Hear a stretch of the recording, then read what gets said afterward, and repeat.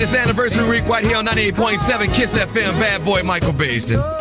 You will not believe what we're about to do to New York radio. It's about to get crazy up in here. We're doing Living Your Dream. We're talking to people about why they're afraid to live their dream. In the studio, ladies and gentlemen, we're going to do New York radio legends all afternoon long. In the studio is the late and great. Yeah, because I'm going to knock you out today, Ken. Ken Webb is in the house. What's up, Ken? Also in the studio, Johnny Allen is in the house, fellas. Thank you all so much for being here. Thank you very much for inviting me, Bob. What's up, Johnny? It's good to be home. First of all, let's talk about this picture. Wait a minute, hold on. Talk to me about this. Johnny Allen got a picture like Pretty Ricky. Got his Pretty Ricky. Hey. Let me tell you the story of that picture. This picture is one of the best pictures of Johnny Allen that has ever been taken. It was on every flyer from 1975. 15 years. And here's something you didn't know. This is some of the inside stuff. I gave him this fadeaway haircut. You gave him a haircut? Exactly. Hey, man, first of all, Johnny and I, we met at the expo. That's right. And you approached me, and I was already thinking about doing this show with all the personalities, some of the personalities from back in the day in New York. And I said, man, if you can help me put it together, I would really appreciate it. So thank you so much. It was a pleasure, man. For your help in contacting all these guys, man. And, boy, I tell you, reading you all's resumes, I am honored. And I mean it. I'm not saying this to be, to be popular on the radio. You guys have honored me by coming into my studio today. Thank you so much. I think, Touche, we are honored to be here. I listen to you every day, and I think your show is phenomenal. We had that conversation when I met you at the Black Expo. When I walked in, I saw all these folks standing on this long line. Yeah. And I saw this guy with a white outfit on. I said, I didn't know they had a reverend here today. That's right, Reverend Bays. Yeah. So when a lady walked by and she was, boasting that she had gotten your autograph on her DVD, and I said, wait a minute, that's Michael Baisden. And I stood there, and those folks stood on that line endlessly for hours. 6 hours. Just to meet you and to get an autograph. And I must applaud you for that, man. Thank you.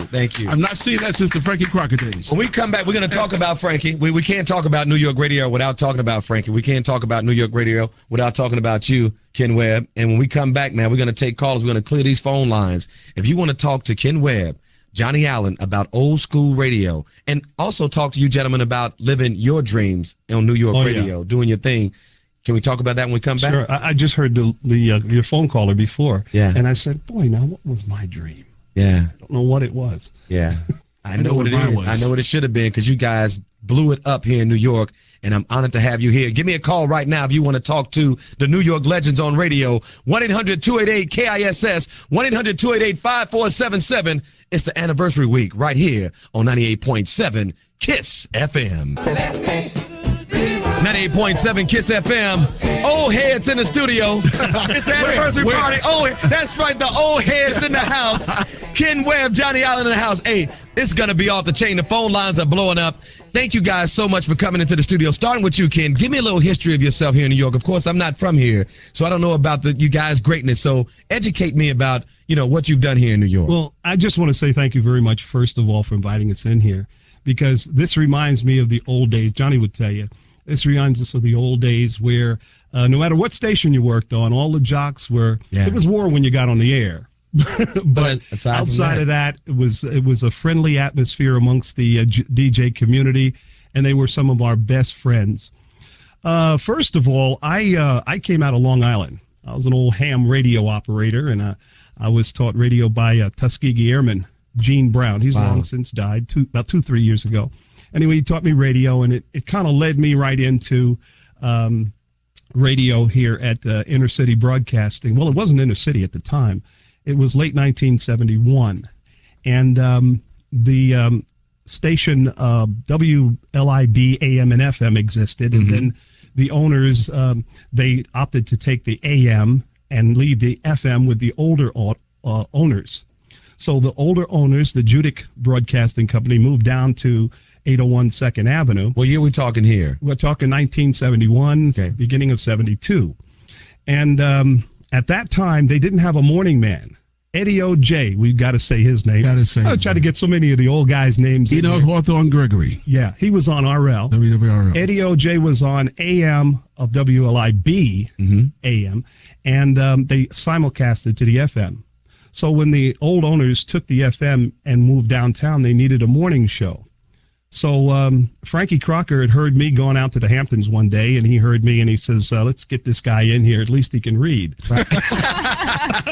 And so he gave me a call, and I came in and brought my audition tape and my resume, and I had everything together. And I came in just about 3:45, and he went on the air, and he brought me in the studio, and he says that he was going to go see his little cameo appearance he had in a movie that was premiering across town. So he said, I'm going to leave you in the capable hands of, what's your name? Said, right on the air. Right on the air. I said, my name's Ken Webb. He says, I don't know what kind of name that is, but anyway, he's going to be helping you. He's going to be here with you till 8 o'clock when Lamar Renee came on. So that started my afternoon with him, and then the next morning he told me to come in. In fact, the general manager told me to come in because they needed a morning man. Wow. So I was teaching at Brooklyn College at the time in their graduate program, and that's when I met Johnny Allen and a couple of other guys, you know. And so I split the time. I would come and do 5:30 to 5:30 to 10, and then I would leave bonus hours. Many of you folks out there remember. What's a bonus hour? Well, bonus hours was merely a way of introducing music because at that time FM was new, and there weren't many good selections on LPs.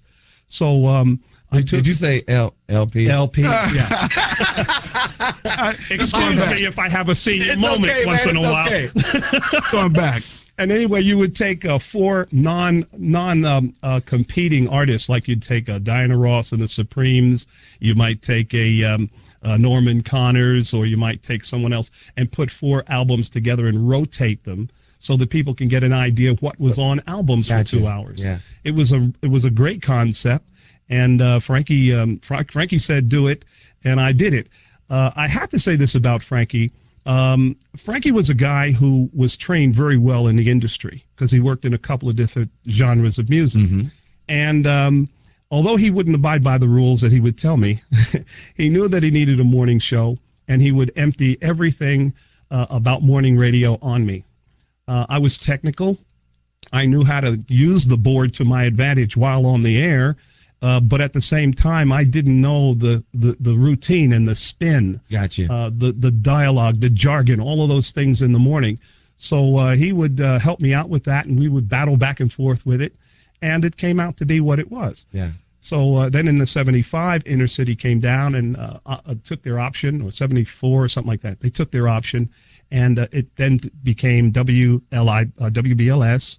And WLIBAM. Yeah. And I was there for 17 years before I moved back here, and then I moved from here back over there, and then from there back over here. That's a lot of that in New York radio. I guess that's a lot of markers. Let me ask Johnny this. Obviously, you guys have gone way back. Way back. Yeah, when you start talking about LPs, you know, we know how far back we're going. But particularly when you talk about the inception of FM radio from how popular AM was. I remember that with VON in Chicago. Talk to me about your story, John. Well, my story was somewhat of a Cinderella story. I was working at 330 West 34th Street. I know they're listening right now. Social Service Department. I was a DJ at a club on 57th Street called La Martinique. I was a resident DJ there. Now, back in those days, you were either an MC or a DJ, and I was both. Watch out, Frankie man. used to come to my club every Wednesday night, called it Wild Wednesdays, and he would bring in all the popular groups back then, New Birth, Commodores, Mandrill, Crown Heights Affair, on and on and on, Kool and the Gang, and he would give me all these promos to read while I was behind the booth. He said, listen, tell everybody who's coming next Wednesday. So I would read his promos right on in the club. Right. And he said, wow, you got any radio experience? I said, well, just a little. I'm on my college station at, Queensboro Community College, playing heavy rock, metal, and stuff like that. He said, okay. So every Wednesday, he would give me more and more stuff to read. So one day, I got home from work, and my little brother told me, he said, hey, some guy named Frankie called and said, I want you to call him right away. I said, okay, I'll call him later. So he called back. He says, yeah, some guy named Frankie's on the line for you right now. So I said, oh, let me go and answer the phone. So it was Frankie Crocker. He was on the air. He said, how you doing, man? I said, hey, great. He said, listen. He called you while he was on the air? Yeah, Called me while he was on the air. Frankie was crazy. Yeah, he was famous for that. So we're talking. So the club opened at 6 o'clock every day on Wednesdays. He said, look, man, I want you to be at the radio station at 6 in the morning. I'm going to put you on the air live because Ken Webb had left. So I said, hey, wait a minute, man. I don't get to the club till 8 o'clock. I don't get there at 6. He said, no, listen to me. He said, I want you to be here at BLS in the morning, you going on the air. Just like that. Just like that. So all you folks out there who have your dreams and aspirations, listen, mine came true. I wanted it, I slept it, I ate it, and it came true. Let's go to phone lines. I'm going to talk to some of you all's listeners. Hey, Sandra. Hi, Mike. Do you know these old heads? Yes, I know Ken Webb. I remember his twins was born. Yeah, you should see them. You should see them now, Sandra. I could imagine. Ken, how are Spinner and Spider? They are doing it. And let me tell you, this will give all of you a headache. This is how old they are. They just turned 30 Get out. on the day after Valentine's What? Day. All They're right. 30 years old. Yeah, And go what- on. What do you remember about these guys, Sandra? I met Kenny and his kids. I used to work at the car show at Jacob Jarvis, and I saw them. They looked at the cars. I said, "Oh, man, that's Kenny Webb." I couldn't believe it. I said, "Oh my!" Then he's talking about he was raising his niece or something back in the day. Uh-huh. So something happened to his sister. You remember that? Yes, indeed. All right. Those kids, we still have them, and they're 17 and 16. Okay, that's Yeah. cool. That's cool. Hey, Good Son- talking to you. Yes. Hey, Sandra, thank you so much for calling in and saying hello to Ken. We You're know welcome. got 30-year-old kids in the background, and she got kids shouting out, too. Hey, Eric, how you doing? Yeah, great. Say hello to these old heads. We got Johnny Allen and Ken Webb in the studio. Oh, my God. I'm getting chills just listening to these guys. How you doing, Eric? Unbelievable. What's up, Eric? You have to give the true meaning to Ken Webb. It's Ken Spider Webb. Oh, excuse You have me. to put Let that me man get that in there. Is Ken Spider. And Johnny Allen, I don't know, we used to sit around, no disrespect to Lenny Green, but we used to sit around, wait with our bottle of Kanai, and just wait for his Lovers Mix to come on every Hey, Sunday. let me tell you something. On KTU back in the day, my program director, which was Carlos De Jesus, he gave me permission to play slow music on a Sunday night, and I call it the Lovers Mix. And the whole city was captivated with this music. They never heard so much slow music at one time. And there was a guy in D.C. who did it. He died. He was the creator of The Quiet Storm. What was his name? You remember? Was it Oh, if I could just remember. Melvin something? I can't remember. It's Melvin. I can't remember his name right now. It slipped my mind. We're going to remember that name and Yeah. get back with you. But he started the slow music in abundance. So when I did it in New York on a Sunday night, the whole city, I played Black Ivory, I played New Birth. I mean, we went back, and everybody was loving it. And then because of that, The Quiet Storm came Thank you, Eric. to BLS. And Frankie competed with me on a Sunday And night. we hated you for that. No, they hated me, man. for Oh, that. you on the I was on KTU. Got you. Kiss FM. Hey, Terrence. Yes, sir. Ken Spider Webb in the studio with Johnny Yes, sir. I Allen. remember Ken Spiderweb, and I remember the Duke. You got the Duke, Duke right? Johnny Allen. That's right, baby. Oh, it's Yes, the sir. Duke. Oh, let me get The this Dukes. straight. Okay. The Duke. And The it's real called Duke. the Dukester in some Hey, circles. you know something? There's a story behind that. You know how I got that name, the Duke?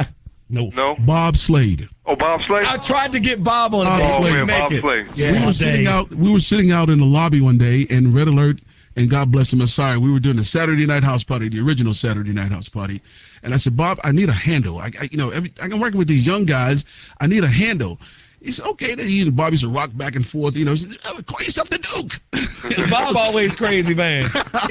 Was Bob always crazy, kid? Bob was Bob always was something straight else. and crazy. Bob He was is a straight mess. crazy. Hey, Bob, if you're out there, man, you better call us in the studio. We want you on the Yeah, line. Bob. Hey, look, hold on, everybody. We're going to come back with Ken Spiderweb and the Duke Johnny Allen. Oh, Johnny, the Duke. Excuse me, let me get it right. Johnny, the Duke Allen, right here on 98.7 KISS FM.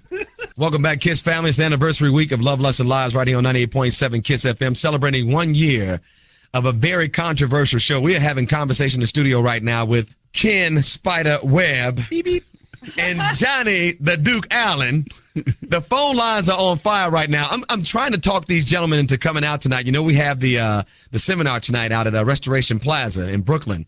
Now, you have agreed to come out. Is that right? Mr. I Webb? will be. You know, Are you going to be in the house or what? since you invited me, I just I said I've got to make this. All right. So I'm going to be there. Now, you can you make it later on, Well, Johnny? Yeah, I work at Brooklyn College. I run similar to the Evening Bursar, and I can probably get out about 8:30. Yeah, I think I can make it. Man, I appreciate it, man. It'd be great to have I'll you be in down. Brooklyn. Yeah. I'll be in Brooklyn. Yeah, and I won't forget to say the Duke from now on either. There you go. I got to ask some questions right now. Also in the studio with us is Daryl Brown from ABC Radio, along with his crew, his posse up in here. And I asked you guys off the air about Frankie Crocker, and why is it when I came to New York doing radio, everyone mentioned this man's name?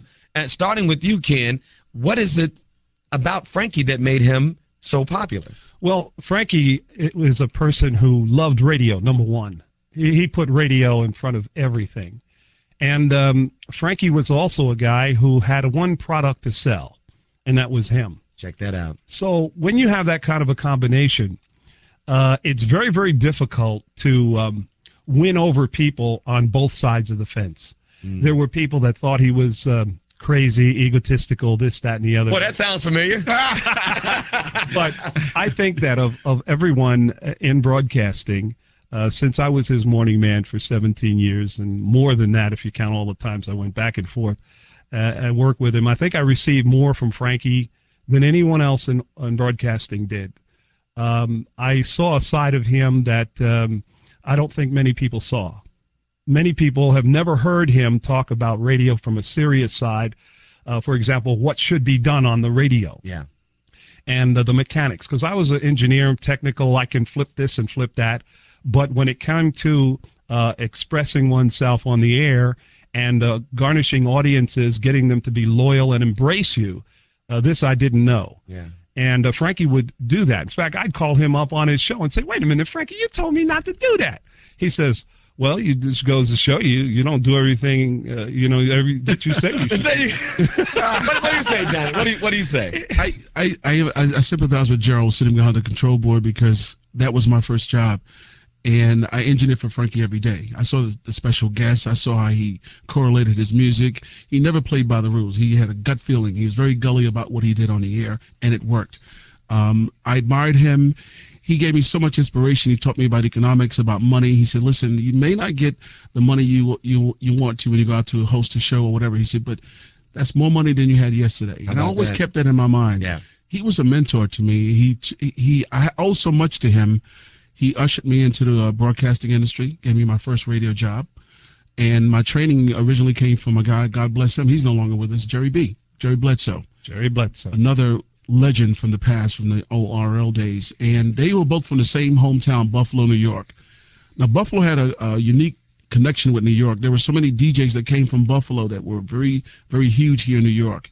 And it was amazing. I used to sit at home and just idolize these guys and said, one day, I want to be like them. And like I told the story, I was working at the social service department one day, and the next day I was working in the morning on BLS, and I didn't have an opportunity to tell my coworkers that I'd gotten a job. So when they woke up the next morning, they heard me on the radio.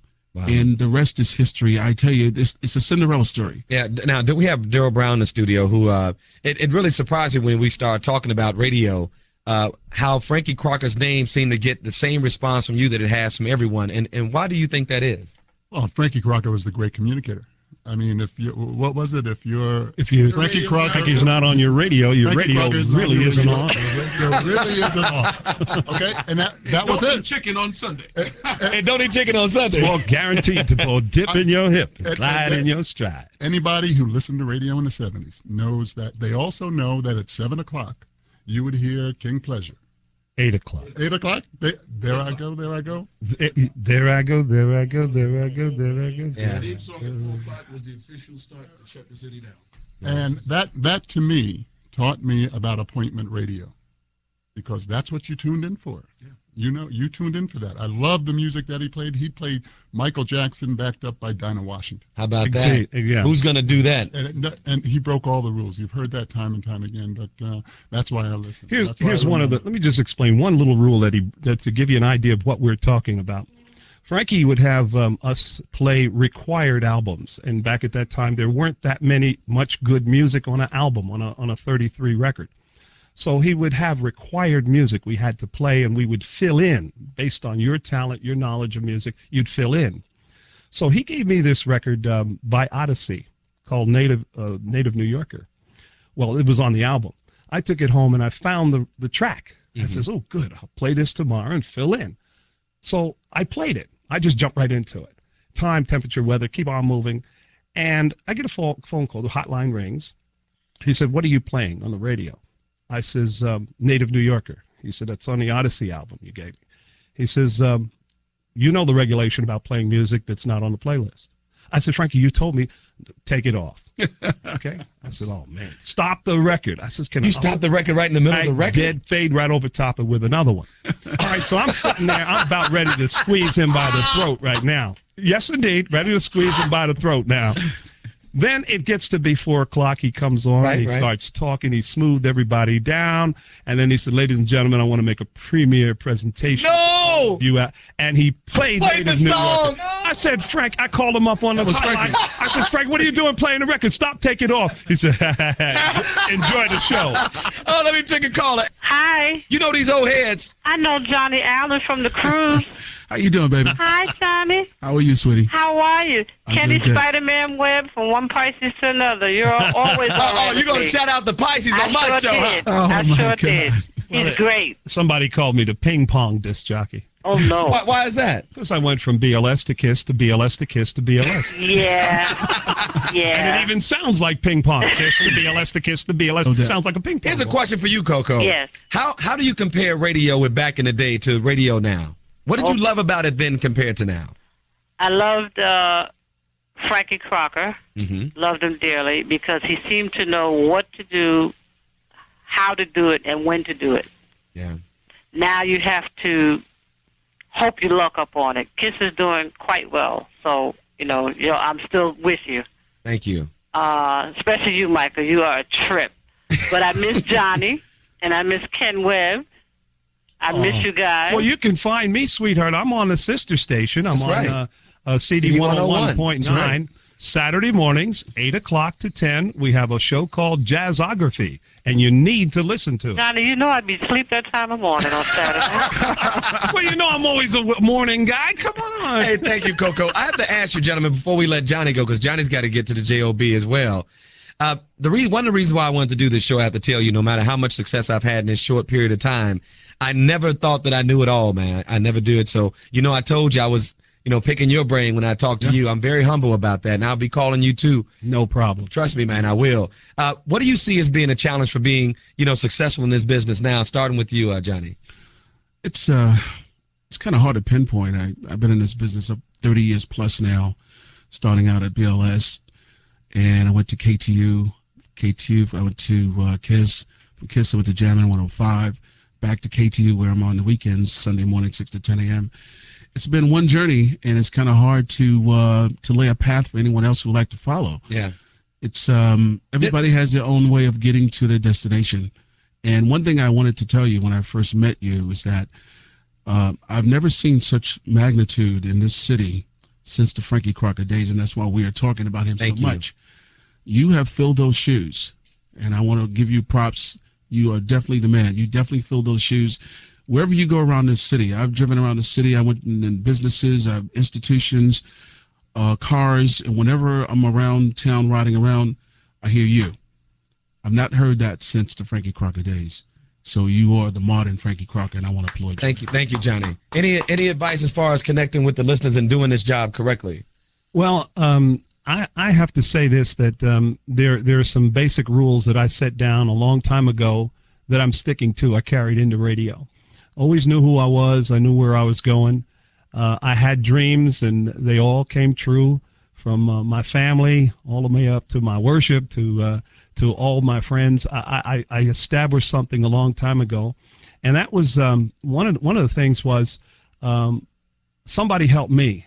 Somebody grabbed me right up out the dirt and just said, stand up, and this is what you do. And that was my good friend Gene Brown. He was a Tuskegee Airman. He was shot down during the war protecting a bomber, and he spent a year and change in a prisoner of war camp.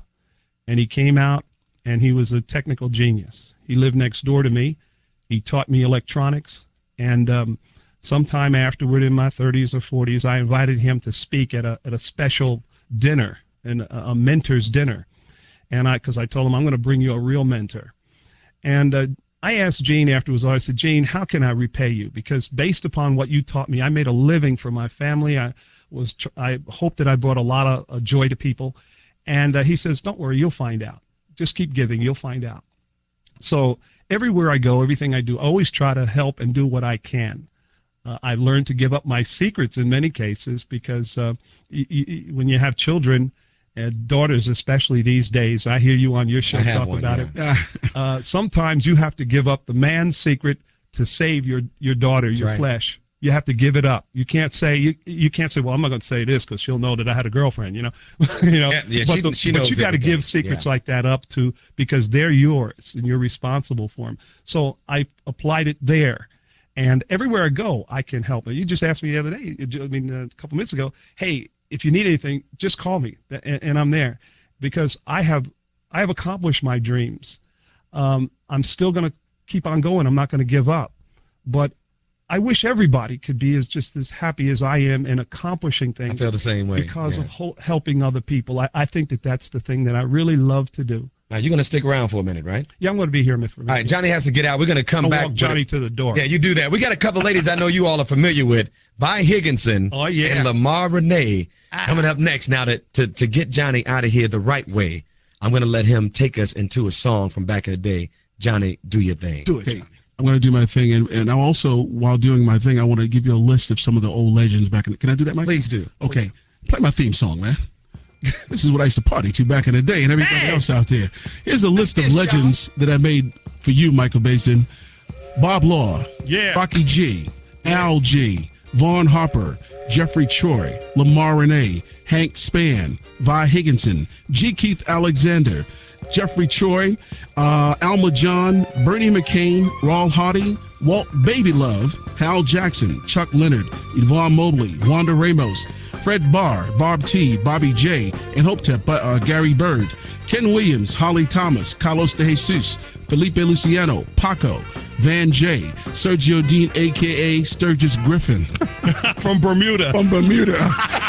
All right, Fred Buggs, Bugsy Buggs. All right, Barry Mayo, Bob Slade, Arnold Trinidad Henry, Ed Williams, Freddie Colon, Lee Hamilton, Rocky Bridges, Ed Castleberry, Carl Ferguson, Del Shields, Chris Welch, Mike Love, Rashawn Vance, the ugliest DJ in town.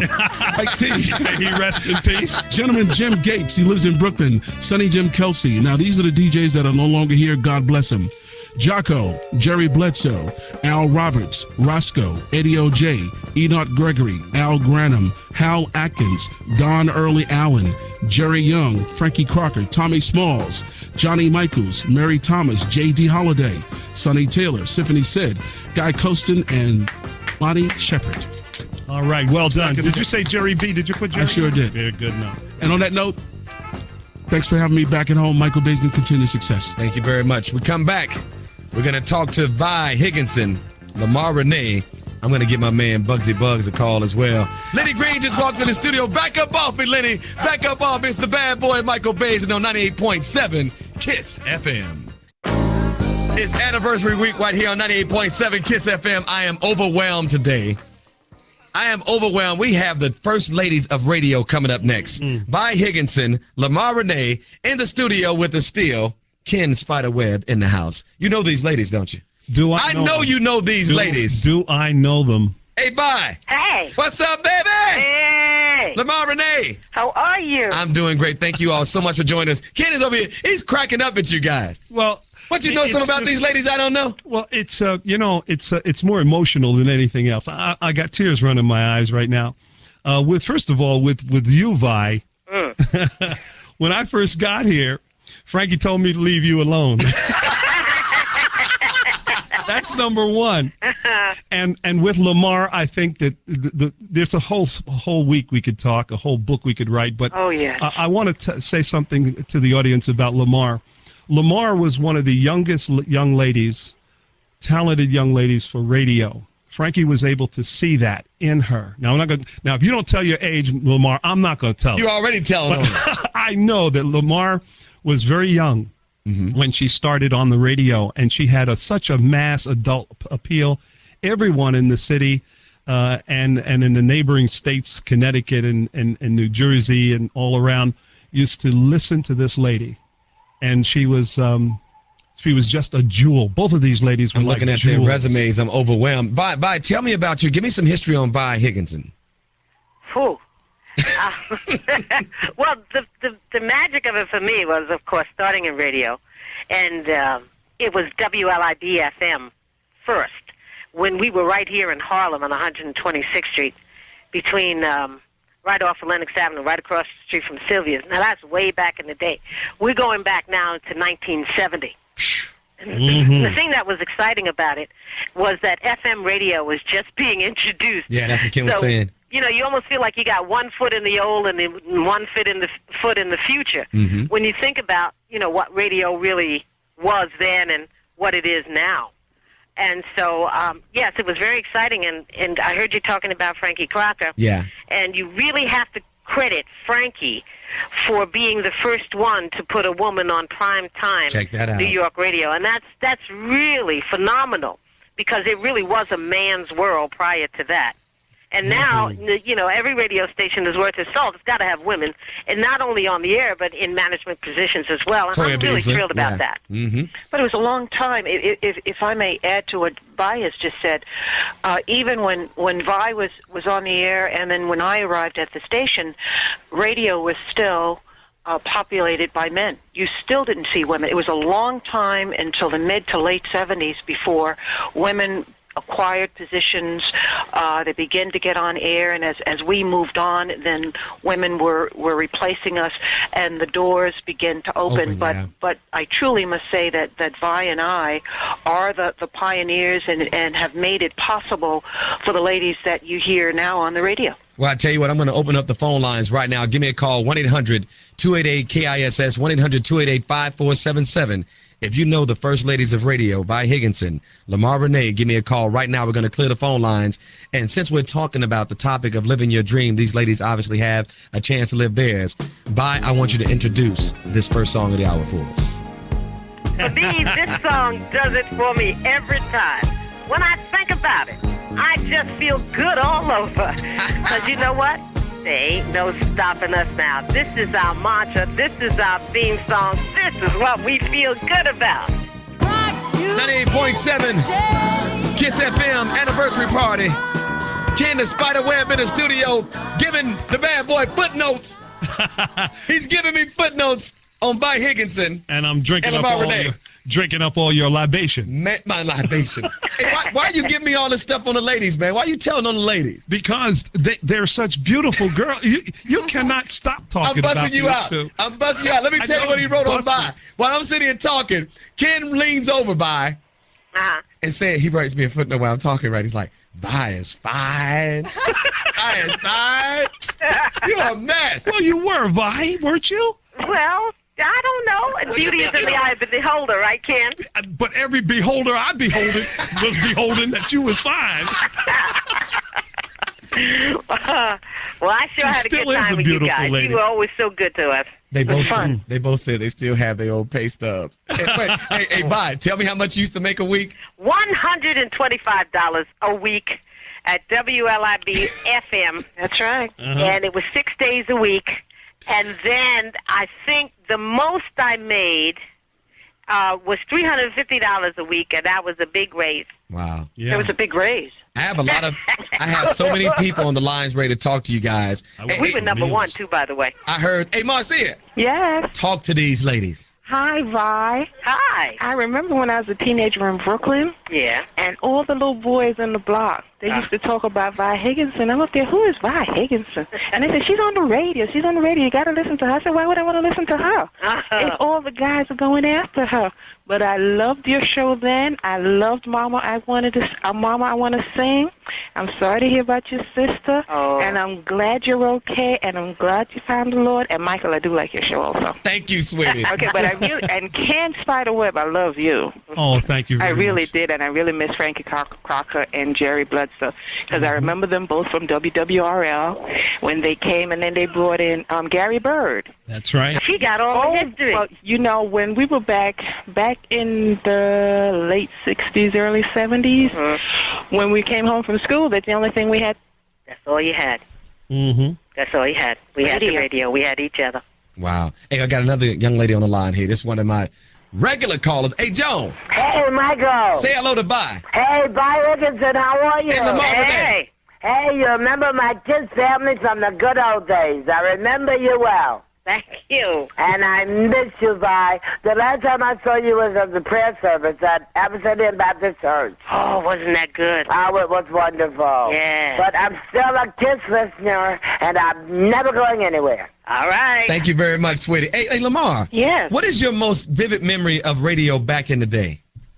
there can't be just one. I think when we moved from a small studio to finally a modern studio at 801 2nd Avenue, and finally you had space, control turntable. board, I thought you were and gonna say turntable. and this is when you had cart machines, and finally you felt like a professional and you could do the job right.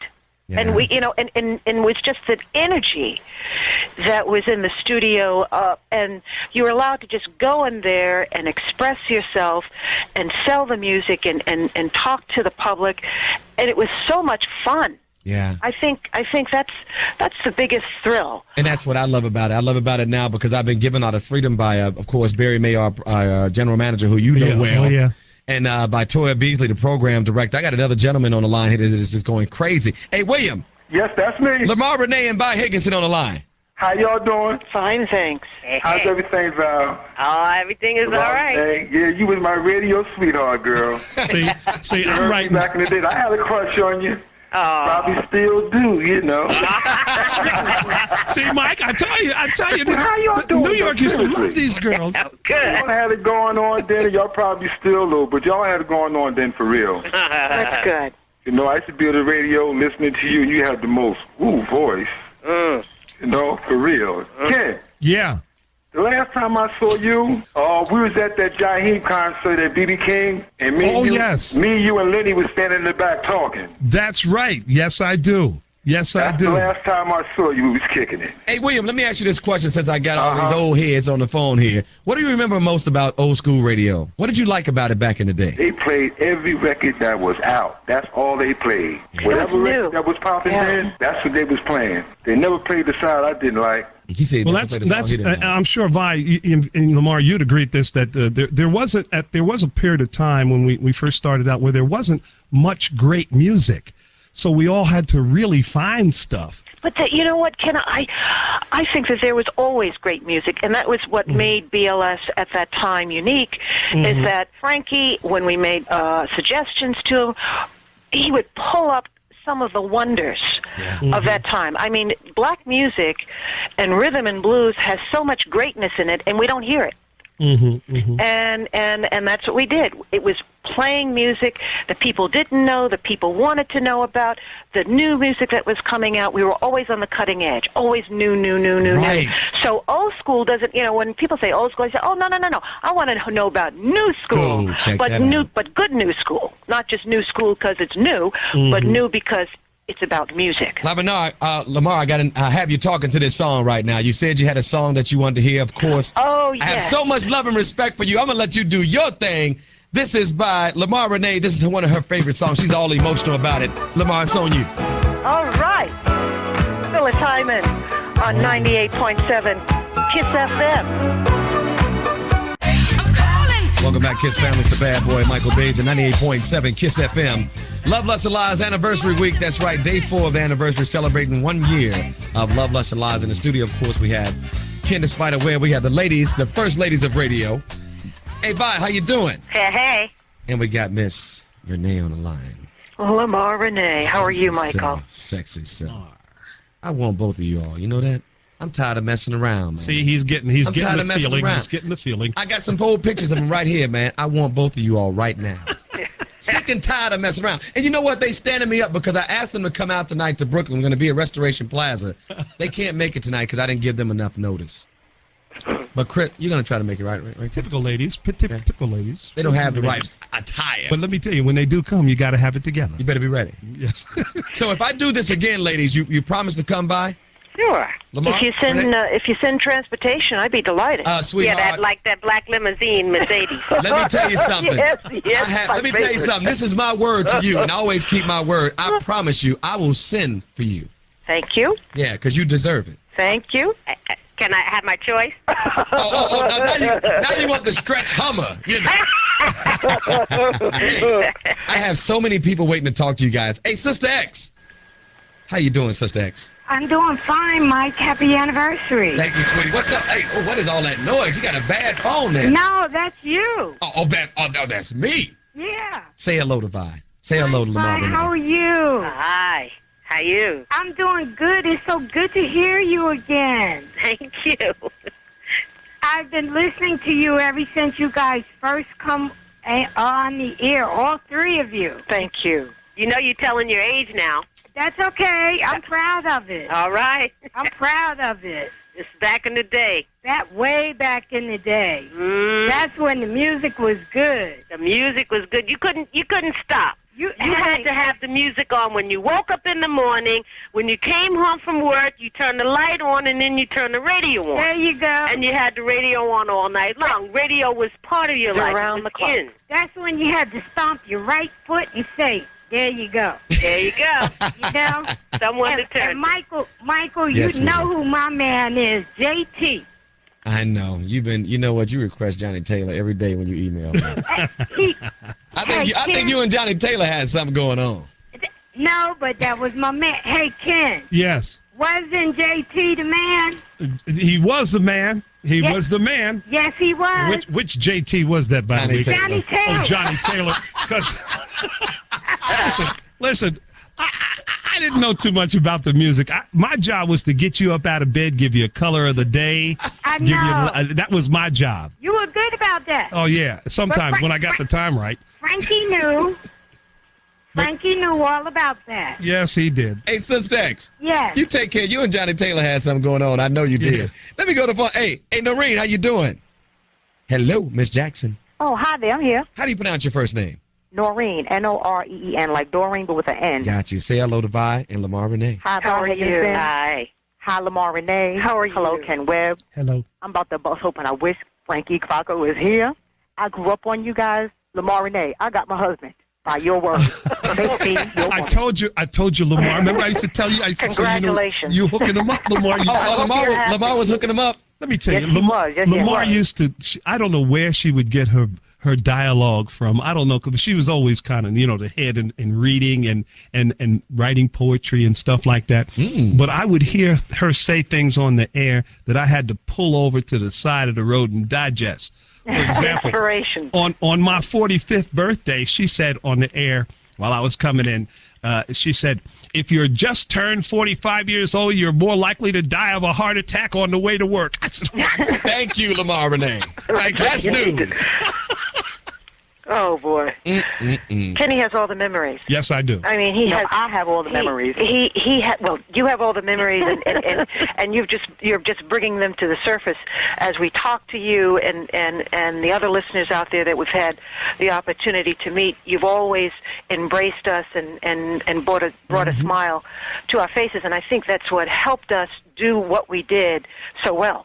Exactly. Because we wanted to please you and communicate with you and uplift your days, and that's what we strive to do. Hey, thank you very much, Miss Jackson. Hey, we got another gentleman on the line. I want to talk to you, ladies. Hey, William.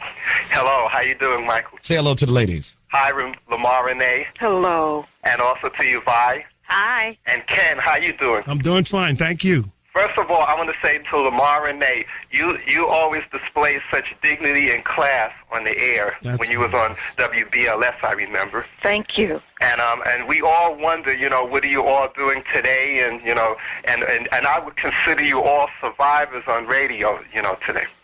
Well, I'm looking forward to returning to radio soon, and until I do, I'm certainly going to continue my work in finance and working with clients and helping them achieve their financial goals, and if they have problems, helping them solve it, and continue to do that. And Michael, you asked us about why do we enjoy listening to people like Lamar Renee and Vi Higginson and Ken Webb, is because they were also active in a community. Yeah. They did things for, in a community. You would see them at events. I mean, they really, really not only displayed their work in the air, but they really were down to earth and interacted with people in the community. Yeah, that's why this week is so important, man. I'm trying to get them involved in it. I promise you that we'll do it again with giving Vi and Lamar Renee more notice. I'm glad that Ken is coming out tonight. But this week was big for me just to come out there and touch the people. And I'm sure that you, Vi, and Lamar Renee, and also Ken can vouch for how important that is to get out there and touch the people, not just be on the air all the time. Oh, you have to be. I mean, people forget working in a radio station, and particularly at the time when I was on the air, it's very much like being in an airplane cockpit. So, I mean, you know where you're flying to, you know where you're going, your destination, you know how to get there, but still, it's putting your feet on the ground or walking through the cabin and seeing the faces of the passengers and saying, this is why I do what I do, and being out in the community is a part of that. Yeah. Right. Anything? I like being out in the community, and I like being part of the community and serving the community and some of their needs.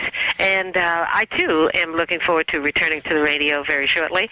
And we have the Mama Foundation for the Arts, which is right here in Harlem, with the whole purpose is to help restore Harlem as an entertainment capital of the world and to create off-Broadway Harlem. So we have a place to display our wonderful talent. We're such a talented people, and singing and performing, and, you know, not to be ashamed of any of that if that's the God-given gift and talent, and we want to provide that platform for the next generation of superstars. Now, Ken is going to stick around with me. You're going to stick around because we got some stuff we want to do from 80s on up. But, ladies, any information you want to get out to the listeners before I close out with you guys? Starting with you, Vi. Well, I mean, I really want to say I loved and was thrilled with the experience of the New York audience. There was never anybody better than the support that we received all throughout all of the radio stations, at all the various radio stations, from BLS to KISS to WRL with Bob Law and all the other good folks in radio. And I just enjoyed the camaraderie, and I still enjoy the feeling of the audience from people like your callers and folks who come to see Mama I Want to Sing and the other shows that we provide. And I'm really very grateful. I'm very thankful for the opportunities that have been provided. And it's only the beginning. That's right. So there ain't no stopping us now. Watch out. Lamar Renee, what do you say? Well, Michael, I first want to congratulate you because this is your hour and moment, and to be number one in the afternoon is an accomplishment, achievement, and I know that you've worked hard to get there. Very. And in terms of the theme this afternoon of people reaching their goals, it's to remember that you first have to envision in your mind what you want to accomplish and then make it happen in the real world, and it takes some very specific and concrete steps to get there. Yes, it does. And you have to set a time period. It's not, well, I'm going to rest of my life I'm just going to be working towards this. No, I want to be at this point by age 25 or by age 30 or 35 and make sure you hit that mark, or if you don't hit it, then certainly find out what you're lacking, and there are certainly people out there who will help you. It's sometimes hard to find the right person, but if you keep, you do your due diligence and you persevere, then you'll get there. And for my own personal life, it's been one of reaching the highest level, of always putting forth the best performance that I can, and now that I've been empowered by my financial skills and really understanding how this economy and finance works, I can share those skills and expertise with other people, and that's what I enjoy doing at this point. Well, thank both of you ladies. I really appreciate it. Thank you, and congratulate you too. Thank you, sweetie. As I told Ken off the air, and the same thing I told Johnny Allen, for me, I'm humbled by the fact that you all decided to come onto the show. I really appreciate it so much. I have so much respect for what you all have done, trying to make my mark right now. Obviously, as you said, it's my time. But thank you all so much for being such a great example for the right way to do this job. Well, thank you for calling and having us. Thank you, ladies. Hold on for me. I want to talk to you off the air. What do you want to say to him? I just wanted to say thanks for your number, Lamar. I'm going to give you a call. And Vi, I'll see you any old time. Anytime I come up 126th Street, I see Vi coming down the steps out of Mama Foundation. So we got to stop. And the last time I come up 126 past the Mama Foundation, I have my daughter in my car, and Vi came downstairs, and her daughter followed her. So I grabbed Vi, and we started wrestling and hugging each other, and her daughter said, well, who is this guy? Who is this man? Right. And my daughter looked, well, who is this woman? I said, no, this is my sister. This is Vi. So I'll see you ladies a little bit later on. I'll talk to you, Lamar, on the phone, but it's been a pleasure talking to you. And, of course, happy anniversary to Michael Basin, and of course, the invitation to come in and share with him. Yeah, looking forward to hang out with you later on at Brooklyn. We're going to be at Restoration Plaza. Make sure you come out. Ken Spider Webb is going to be in the house. We're hoping that Ken, the Duke, we'll be out there. All right. Hey, make sure you keep listening. We're going to come back and talk about 80s to 90s radio with this gentleman. Also, our general manager, Barry Mayo, is going to be in the studio We're going to come back next. Right now, this song goes out to all of you all who are too afraid to step out of that 9-to-5, you slave. Stop being trapped on 98.7 KISS FM, baby. Time for the Drive at 5, baby. 98.7 KISS FM. It's the bad boy. Getting ready to get out of here. We got an hour left. Don't get too excited. We got an hour. We're going to do this thing for an hour. Ken the Spider Webb is going to hang out with me. Me! Ken the Spider Webb is going to hang out with me! Oh, my God! Well, believe it or not, I'm just like you. Oh, my God! Hey, man, look, we are going to turn it out today. Are you going to say something to the people at the Restoration Plaza today? Yeah. In fact, Restoration Plaza has a wonderful museum in there. I just happen to know a lady who is she handles the rental of the catering halls and everything. Her name is Rosalie Sang, and she told me about an event that was happening, and I didn't know it was yours. Wow. Going to be there, so this will be a surprise for her. Guess who else just happened in there? So we got Ken the Spider Webb. Now we got Barry, the general manager at Mayo, in house. What's up, GM? Yo. What's up, GM? And then first of all, I know you've made a major impact here in New York City. You're rocking the whole house, but I have to correct you when you. Oh, here we go. Yes. Ken Spiderweb. Spiderweb. There's no V. Look, man, I'm trying to get it together, I understand. I'm trying to get it together. This is what I do. I'm still young, man. I understand. I'm new at this. Okay. Back up off me, GM. Back up. I'm an old school player. It's Ken Spiderweb. Now we come back. You're going to take me back. Why you keep slapping me around, Gerald? I'm just helping. We come back. You're going to talk to me about the creation of KISS FM. Yeah, we're going to jazz this up a little Woo! It's going to get hot. Now, we know the listeners rule, right? Without the listeners, there is no KISS. But, of course, you got to have the music. 98.7 KISS FM, #1 in the afternoon, baby. It's the bad boy and Ken Spider Webb on 98.7 KISS, baby.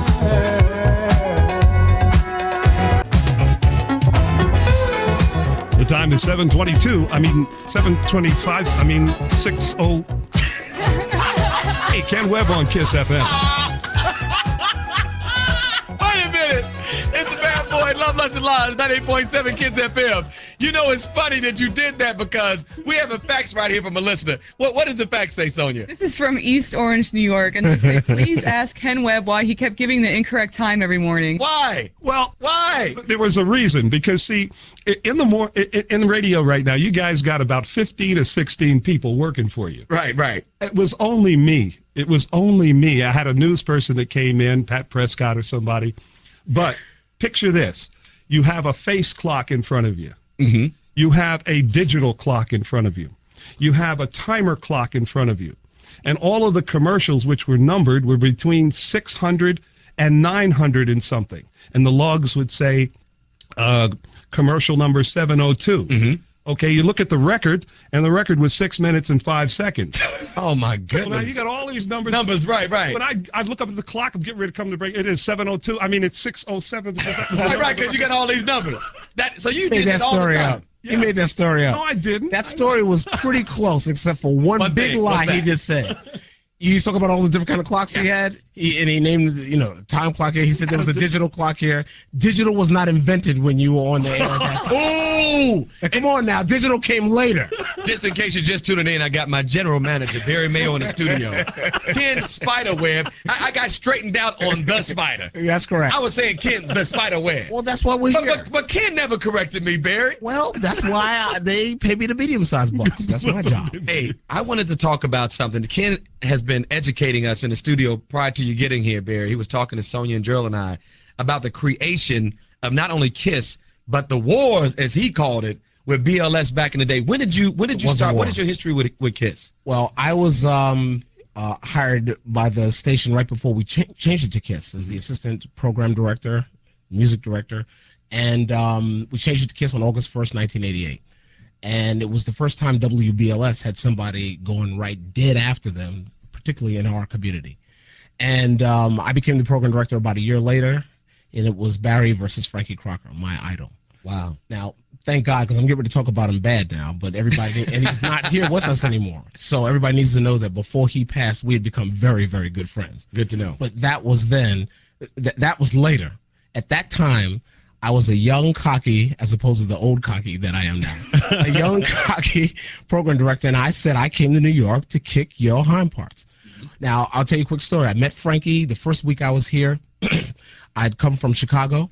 I walked up to him at the backstage of the Beacon Theater, and I said, hey, man, I've heard a lot about you. I'd love to go and have lunch with you and talk about the market. You're real humble. Well, yes, Frankie Crocker, man, come on. Now, for those who don't know, I'm 5'6.5". Frankie was about what, 6'2", 6'1"? After he got his legs fixed, he was about 6'1". So Frankie back then used to smoke those little skinny brown cigarettes, and he was so cool. So I said, we'll go to lunch and talk about the market. And he said, you want to go to lunch with me?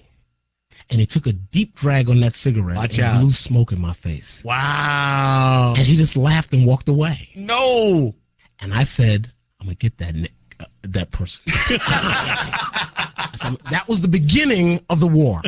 First week here, that was in May of 1981. Wow. And it was on like popcorn after that. Why do you all call them, and Chris used this word, Ken used this word, why do you call them wars?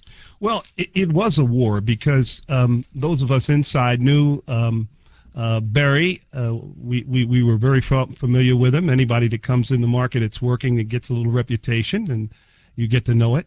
And Frankie, working for him, Frankie was one person that would never take second, no kind of way take third. He was going to be first, and that was it.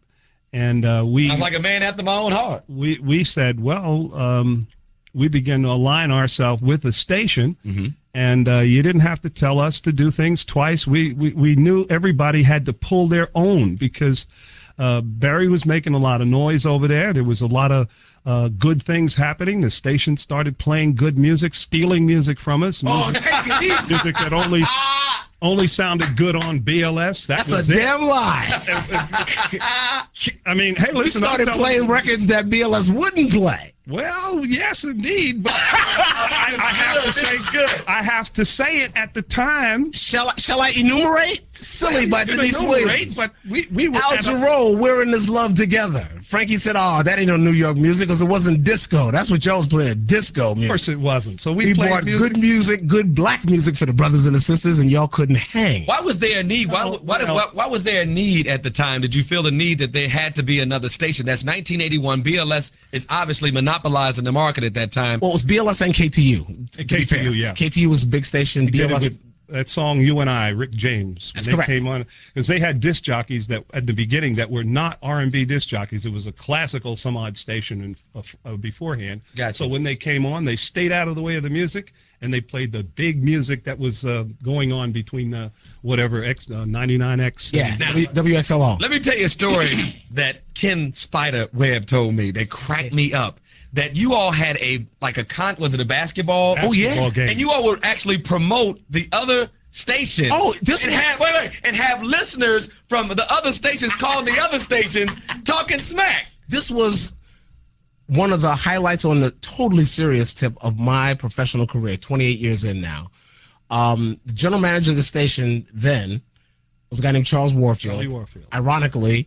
As of today, is the general manager of BLS again today. I talked to him last week. Hey, Barry, now don't y'all get to fighting. Come on, because we got a question to ask you, Barry. He's one of my best friends. He's one of my best personal friends. He called me the other day and said, well, Barry, you should know that as of right now, I'm the new acting general manager of WBLS. So I said, yeah. I said, that's good. Take your time finding somebody else because he's now over the whole company. This is now. Oh, now. Charles Warfield's big guy in the company. Hold on. Let me finish.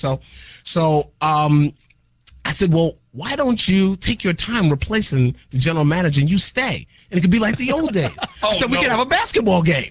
No. This is just 5 days ago. Why did you all promote the other station? Because that's what Ken said. He said the deal. It's not just the station, it's BLS, it's KISS. And one of the reasons you wanted to do this show, and this is for the audience, this is one of the differences in radio now than back in the day, because this was a community event.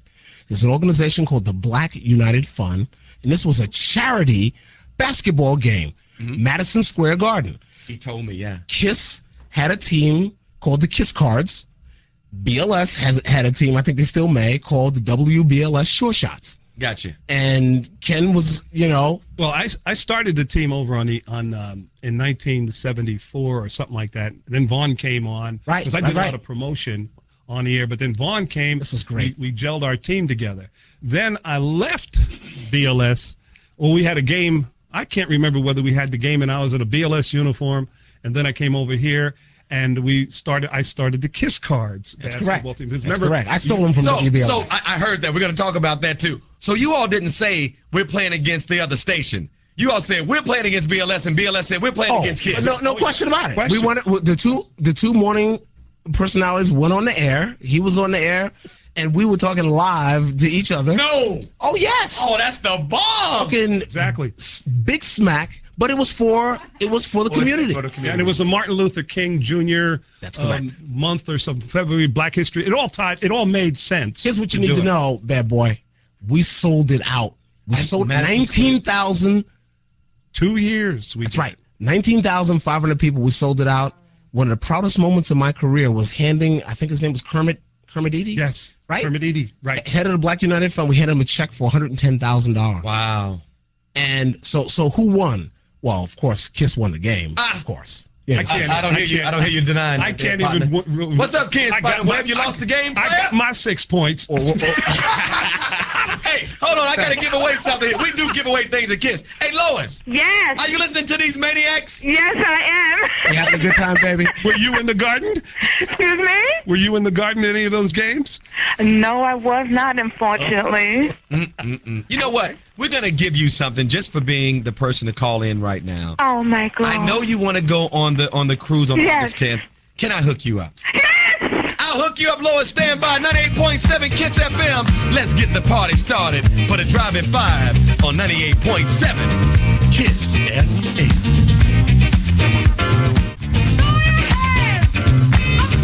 Welcome back, KISS Family. 98.7 KISS FM is the bad boy on Love, Lust, and Lies. In exactly 28 minutes, myself and Ken Spiderweb, thank you very much, Barry Mayo, general manager, corrected me on how to get, Ken the Spider.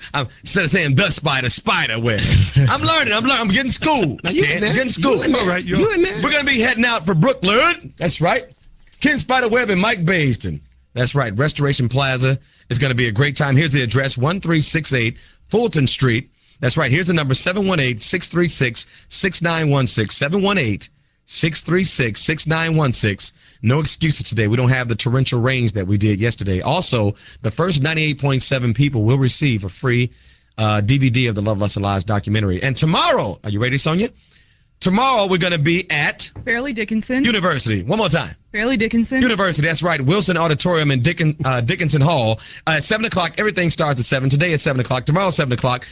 Tomorrow, of course, Writers Workshop. Going to do the very best I can to help some of you all get into the position that I am, getting your books published, etc. Now, during the timeout, I've got to please listen to this story. I asked Barry Mayo, my program director, who was here at the now he just demoted me now. Now I'm the program director. Oh, you said it from back in the day, man. You're fault for telling me all these great Barry, stories. you've been there, done that, brought back a teacher. He's been everything. Okay, you're my general manager, Barry Mayo, has told me a story because I asked both these gentlemen, why did they call it a war back in the day with BLS back in 81 and with the creation of KISS? Barry told me a story that I'm going to clear the phone lines, and I need to find people who are at this event. Barry, please tell the listeners the story you just told me. Well, briefly, back in the day, during the first year and a half of KISS's existence, all the concert promoters, all the big concerts went to WBLS. They, let's say Frankie Crocker gave them special attention. Okay, very special attention. We'll just leave it at that. And they wouldn't want to come to KISS because they were afraid Frankie wouldn't play their records. And the BLS was the big radio station. Okay, so they were afraid. One guy's name is Jesse Bozeman, Sun Song Productions. He got tired of dealing with Frankie, so he came over to us and said, "Look, I want to do this with you." Later for that guy. So needless to say, it was Rick James and Tina Marie, ironically, who was supposed to be doing the show. Like now. Which, by the way, has been postponed. Exactly. Yeah. And Madison Square Garden, KISS sold the concert out. KISS signs everywhere. Our first big concert. Gotcha. Since we're on the air. Mm-hmm. So, show's over, opening act comes off. Our morning guy, a guy named Chuck Leonard, my good friend, standing at the side, waiting to go up to bring on Rick James, Tina Marie. And a security guard comes up to him, grabs him by his arm, and just walks him off to the side. Off to the side. And Ricky Ricardo from WBLS walks up on the stage, grabs the microphone, and ladies and gentlemen, I just want to introduce to you the chief rocker, Frankie Crocker from 107.5 WBLS. At a Kiss concert. At our first concert. Oh, no. Sold out Madison Square Garden. And Frankie Crocker comes up on the stage and does his thing, brings on Rick James and Tina Marie. And this is the biggest professional embarrassment of my career. Wow. I'm standing over on the side when it's over, steaming. I'm so pissed off that tears literally were coming down my eyes. I was pissed. I was that angry. Before you go on, anyone who was at that concert, if you were not at that first Kiss concert, what was the year? Probably 82. 82. If you were at that Kiss concert, a Kiss concert where Frankie Crocker came out and introduced himself, call me up right now so we can talk about it. If you were not at the concert, do not call. I want to talk to listeners who were at the Kiss concert that Frankie Crocker came and gangstered his way onto the stage. Ripped us off. Kiss FM, hello, how you doing? Oh, how you doing? Were you at that concert? Yeah, I was at that concert. No, you weren't. Yes, I was. That's where Rick James had everybody with the lighters and everything in the audience. Yeah. Yeah, I was there. Do you remember Frankie Crocker coming onto the stage? Yeah, I remember him coming up on the stage, but I don't know what it was all about at the time. We was all in the mood, and so I didn't know exactly. In the mood, huh? Wait. Did it kind of confuse you that you had a Kiss concert and Frankie was on stage? Like I said, it was happening so smooth. I didn't know exactly what. See, Barry, it's not really that bad. I don't know exactly what was happening. Go on to the next call, man. He said he was in the mood. Kiss FM, how you doing? Who's this? Hey, this is Peaches. I was at that concert back in '82. Turn your radio off, sweetie. Turn it off. Turn it off. Okay. She's trying to hear herself on the radio. Turn it off. Don't turn it down. Turn it off. Look, she's still over there trying to work it out. We'll get back to her as soon as she works it out. Kiss FM, how you doing? Who's this? Turn, ladies and gentlemen. My people, turn your radios off. We never used to have this problem back in the day. Yeah. How you doing, man? Hey, Mike, what's up, man? Were you at that concert? No, I wasn't at that concert. All right, now see, I'm on people who were at the concert in 1982, Rick James concert, the first Kiss concert where Frankie Crocker came onto the stage. Let me go back to this lady. Hey, Peaches, how you doing? Hi. Yeah, I was at the concert, and I was very puzzled because I said, hey, I thought this was a Kiss concert. That's and right. Frankie Crocker came out, and he was very smooth. You know, I just love his voice. Right, and he was like, hey, this is Frankie Crocker, the rocker, and everybody was screaming, you know. And I was like, wait a minute. I was over here clueless making because faces I didn't right know. now. You see Barry's face all turned up. Yeah, I was really clueless because I said, oh, hey, I thought this was a Kiss concert. So I thought y'all was joined together. I'm putting this show together. Yeah, right. And because I know Kiss was advertising the show. Right. And it was really interesting. I'd like to ask you a question. Sure. Were you at any time in that particular area, did you know that Kiss and BLS were two different stations? Were you one of those who thought that they were all one station? No, I knew that they was two different Oh, they were people who stations. had that belief? Yeah, because Some people think the same company owned all the stations. Yeah, the DJs were back and forth. That's true. You had had BLS, Mary you had Thomas, Mary Thomas, Johnny Allen. J.D. Holiday. Everybody was so much back and forth, especially the part-timers. Yeah. Kiss FM, were you at that concert? Yes, I was. Talk to me about it. Yeah, I was back there, and Rick James was backstage, and I got a picture with Rick James being interviewed along with Frankie Crocker. Cause I used to Wait a work at minute, that- wait! He got an interview? Wait, Barry, you didn't tell us that. I left. Not only did the man come on the stage, but he had an interview with Rick? I left. Yeah, backstage. Oh. I worked at the Garden like for 15 years. Oh, you and, worked there. You were working there. Well, I wasn't working at that particular time, but I attended the concert. I was backstage. through. I was nonplussed. How could you not be? Twisting the knife on you, Barry. I saw Frankie. Yeah, they all twisted. How did Frankie get in? Well, the security guards down there. Listen, you can't appreciate. Thank you, how much I respect this cat. You can't appreciate how big Frankie Crocker was in New York City and what he meant to all of us, really. Yeah. It was competitive at the time. Like I said, we became friends. But Frankie revolutionized black radio. Black radio as it's known today on FM, the roots of it was him. Here's something that you said earlier. Barry said that was back in your era when you were talking about unique New York sound and total black experience. What was that all about? Yeah. Well, when we were the Black Experience in Sound, we were working very hard, as Vi brought out, to just appeal to people, because most of everybody was from New York. We were all from New York, in fact. Lamar's a New Yorker, Vi's a New Yorker, I'm a New Yorker.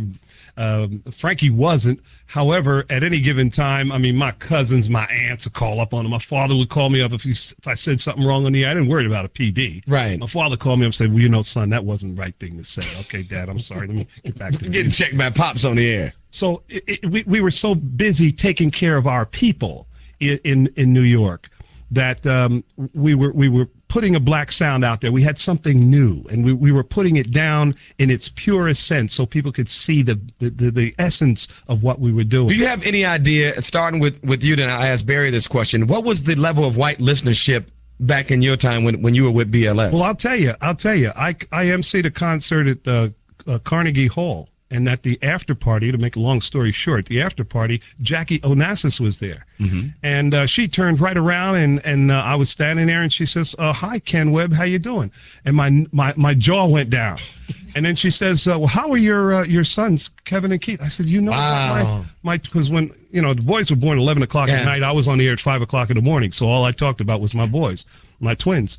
And I says, you know about my twins? She said, well, you're on the radio, aren't you?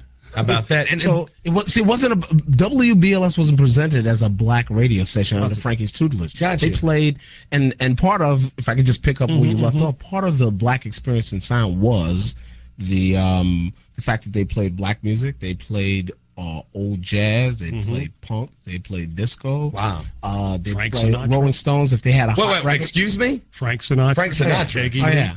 So you understand, this was all before Kiss came in and wore them out. So by the time we got to this is what it was. Gotcha. But by the time we got to 81, what was Black Radio's connection with the white audience, or was there a connection? It was general market radio. That's Frankie Crocker's legacy in my mind, is that it was the first time a radio station, and this was owned by black people, that just basically was number one in the entire city, because you couldn't get to be number one at that time with just all black listeners. Can you had that white listeners. Can you now? Well, Kiss. We have. Yes. You know, there's a level it to can this still be too. done. A level to this too about advertising as well that we dealt with. BLS had an advertising campaign in which we changed over to the Total Experience in Sound, because at that time in the early 70s, advertising agencies had a black budget, and that black budget wasn't enough for us. So we had to adjust our marketing targets. We had to adjust our music and so forth so as to move so that we could get more of the mainstream dollars. I went on a sales call to an agency that had Eastern Airlines, and the black Eastern Airlines buyer told us that black people did not fly. Wow. I said, wait a minute now, hold on. They didn't fly to the Caribbean? Yes, the Caribbean. I said, well, then how do they come up here? How did we get down here? How did we get here, right? I mean, I had to look into his eyes as he told me that black people didn't fly. So we had a whole campaign. Marvin Sellers was our sales manager and had a whole campaign just to reposition WBLS. Let me ask you this question, Barry. As the general manager of KISS, I had a chance to talk to you about mostly business, but concerning you and I relationship. But what do you see the future of KISS as far as music, as far as, you know, just the future of black radio, really, if we can call it that here in New York with KISS? Oh, you can. Well, it's really about the connection with the community. That's what KISS's thing has always been. In terms of the music, we stay on top of what it is, what it was, and what it is. That's what KISS is. KISS is a unique understanding that with our people, it's not just today. We have a deep appreciation for songs that are 10 years, 15, 20, 30 years ago. But folks who are 40 or 45 dig the stuff that's out today too. Yes, we do. And we appreciate both, which is the essence of the popularity of KISS right now. Again, given Frankie and that other radio station their last props, if you can appreciate how big they were, what they represented back then, only then, as you as a cat who wasn't living in New York at the time, can you appreciate how big KISS is. Because it was a revolutionary radio station, and I grew up on that. Well, let me thank you as my general manager for, first of all, Toya Beasley bringing me in. You agreeing to allow me to do this. This is my anniversary week. Being number one is a big deal for me. From listening to everyone in New York radio, how big of an accomplishment that is for an urban station. Thank you for allowing me, giving me the leverage to do the things that I wanted to do conversationally. Yes, sir. And musically as well. I want to thank you for that. Well, you're welcome. Congratulations on your first year. The thing that you have come to understand about New Yorkers are very open-minded. They're wide open. They're wide open. Only in a city like New York can a brother like you, who's as expressive and honest and bold as you are, we love that. And you don't and you're not from here. You don't have to be. They love you. They love you here. So keep doing what you're doing, bro. I'm proud to be working with you. Thank you. I'm proud to be working with you as well. And stay humble, boy. I am very humble. And the listeners who we're going to see tonight, we're going to go out and show them some love. That's right. And get in touch with the community tonight at Restoration Plaza. Ken Spider Webb is going to come out there and be with me. You notice I'm taking my time saying the name right. I almost say Mr. Ken Spider Webb. But I have so much respect for you, man. I'm so grateful for Johnny, the Duke. The Duke. That's right. The Duke, for allowing you to participate in this, for putting me in touch with you, although you're with our sister station, CD 101. What time are you on? I want to let everybody know. Check us out on CD 101.9. We're on from 8 to 10 Saturday mornings. Put the recorder on if you can't wake up in time. But anyway, we do a thing called Jazzography, where we give you the background information on today's jazz artists. All right. Hey, KISS family, we're going to play a song and come back and wrap this thing up. It's the Bad Boy Anniversary Week right here on 98.7 KISS FM. Thank you, Mike. 98.7 KISS FM, winding up the Drive at 5. It's the Bad Boy. And Mr. Ken Spiderweb. Yeah, I said Mr. Yes, I do. Much respect to you, sir.